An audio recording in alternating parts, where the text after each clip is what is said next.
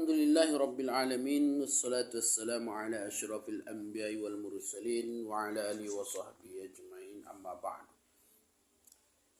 Bapak-bapak yang rahmat Allah subhanahu wa ta'ala, puji syukur kepada Allah subhanahu wa ta'ala dengan mengucapkan Alhamdulillahi Rabbil Alamin. Semoga dengan rasa syukur itu kita termasuk kepada hamba-hamba Allah yang bersyukur. Amin ya Rabbal Alamin. Karena ketika Nabi ditanya oleh Aisyah radhiyallahu anha, "Ya Rasulullah, bukankah dosamu yang lewat sudah diampuni Allah dan yang akan datang? Kenapa engkau beribadah begitu hebat lagi sampai bengkak kakimu?" Maka kata Rasulullah sallallahu alaihi wasallam, "Afala akuna abdan syakura." Aku ini ingin digolongkan Allah kepada hamba-hamba yang bersyukur. Maka senantiasa kita bersyukur kepada Allah Subhanahu wa taala. Kemudian kita bersalawat kepada Muhammad sallallahu alaihi wasallam.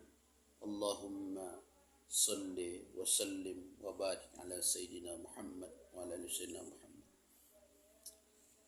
Pada pertemuan ini adalah kita akan menyampaikan, seharusnya memang kita belajar tafsir, akan tetapi kita awali dulu dari keutamaan surat Al-Ikhlas. Surat Al-Ikhlas ini adalah surat yang termasuk kategori surat terpendek di Al-Quran. Sebagaimana firman Allah Subhanahu wa taala dalam surah Al-Ikhlas, "A'udzu billahi minasy syaithanir rajim. Bismillahirrahmanirrahim. Qul huwallahu ahad. Allahus samad. Lam yalid wa lam yulad wa lam yakul lahu kufuwan ahad." Artinya, katakanlah, Dia Allah yang Maha Esa. Allah adalah Rabb As-Samad.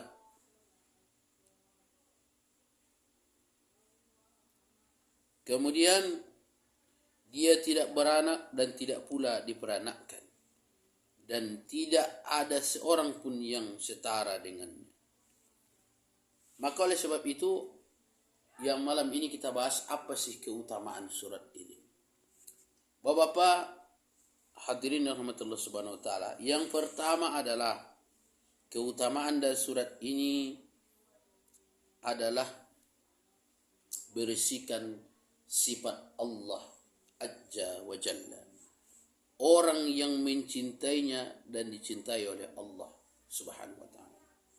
Sebagaimana diriwayatkan dari Aisyah bahwa Nabi sallallahu alaihi wasallam mengutus seorang laki-laki memimpin sekelompok pasukan.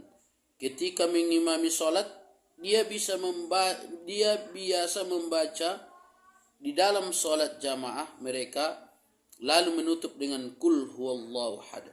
Ketika mereka telah kembali, mereka menyebutkan hal itu kepada Nabi Muhammad sallallahu alaihi wasallam, maka beliau berkata, "Tanyalah dia kenapa dia melakukannya." Lalu mereka bertanya kepada sahabat tersebut, dia menjawab, "Karena surat ini merupakan sifat Rahman Allah Subhanahu wa taala yang Maha Pemurah dan aku suka membacanya." Maka Nabi sallallahu alaihi wasallam bersabda, beritahukan kepadanya bahwa Allah mencintainya. Kemudian yang kedua adalah sebanding dengan sepertiga Al-Quran. Memang pendek. Qul huwallahu ahad. Allahus samad. Lam yalid wa lam yulad wa lam yakul lahu kufuwan ahad. Pendek. Tapi keutamaannya sebanding dengan sepertiga Al-Quran. Sebagaimana dari Abu Darda dan Nabi sallallahu alaihi wasallam bersabda, "Apakah seorang dari kamu tidak mampu baca Al-Quran sepertiga di dalam satu malam?" Para sahabat bertanya, bagaimana seorang mampu membaca sepertiga Al-Quran di dalam satu malam? beliau bersabda, "Qul huwallahu ahad," sebanding dengan sepertiga Al-Quran. Hadis riwayat Muslim nomor 811. Maknanya adalah bahwa kandungan Al-Quran ada 3 bagian. Yang pertama, hukum-hukum, janji dan ancaman, nama-nama dan sifat-sifat Allah Azza wa Jalla. Dan surat ini semuanya berisikan tentang nama-nama dan sifat-sifat Allah Azza wa Jalla. Maka oleh sebab itu jangan kita sepelekan. Surat manapun sebenarnya dalam Al-Quran itu adalah mulia. Tapi lebih-lebih surah Al-Ikhlas ini adalah surat yang memuji Allah, yang menceritakan kekuasaan Allah, yang menceritakan bahwa tidak ada sekutu bagi Allah. Allah itu tunggal, esa, tak terbilang. Maka itulah yang perlu kita tanamkan dalam akidah kita. Jamaah yang rahmati Allah Subhanahu wa